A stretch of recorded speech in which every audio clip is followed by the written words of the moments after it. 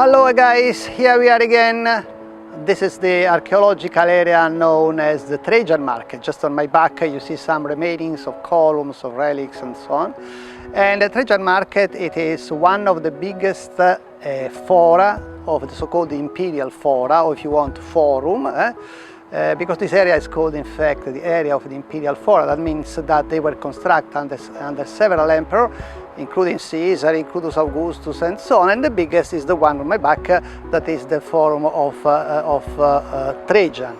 Besides, this forum is famous because there is an interesting example of urbanistic planning related to the so-called Trajan market, that were already visible, still visible during the Renaissance.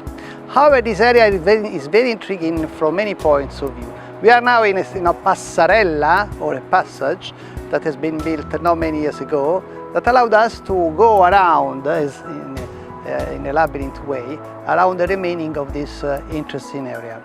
In front of me, you see the Cavalieri di Malta stronghold. It's a loggia of the Renaissance. Actually, it has inside also some paintings. And it's very intriguing also because the way it's looking towards the Trajan market is quite very rare. So for instance, you will see that, and this is a unique example of this idea, that the loggia of Malta has been built on the remaining of wall of the Trajan market. That means that there is a piece of wall that is supporting the loggia. So it's kind of strange, interesting structural idea in terms of reuse the ruins of the past. Besides this area of the Trajan market, of course, I already mentioned the existence of other imperial fora. For instance, the most famous is the Forum of Augustus, the famous emperor, or the one who created the Roman Empire, that after the civil war, as you know, he revenged the death of Caesar. He dedicated a gigantic temple dedicated to Mars Ultor. In fact, Ultor, it means exactly the Avenger. You may see still today some powerful columns with beautiful Corinthian capital. And so you may have an idea how big it was, this forum, surrounded by also porticos, by statues and so on, that of course the statues don't exist any longer, even if we have some remaining in some museum here in Rome, of course. Of course, we cannot avoid a sense of frustration, and pain when we look at all these fragments, all these ruins, that the emptiness that left the time of this very crowded and popular space during the antiquity. And actually, this area now is cleared out. Originally, it was until the 1900s was still covered by medieval and Baroque houses, and then when Mussolini decided to create the famous Imperial Forum Avenue, or Via dei Fori Imperiali, he cleared all this area, and this has been heavily criticized because it ruined a lot of medieval churches and so on. However, this allowed the archaeologists to uncover all the remaining that is still, actually they are still remaining underground. Every year we discover new things, and so of course statues in fragment. Sometimes we are lucky and we look and we discover mosaics and things like that. So it's still a quarry of the antiquity.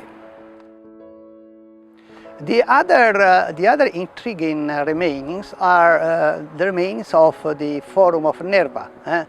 Nerva was the president of Trajan. He did live at the end of the 1st century AD and the beginning of the 2nd century AD. And Nerva was an interesting emperor because we may consider an emperor of transition. And this explains why the Nerva's forum is not so big comparing to the other emperors. At the same time, we have a curious remain, or a curious example of official Roman art that still remain, even if very much ruined.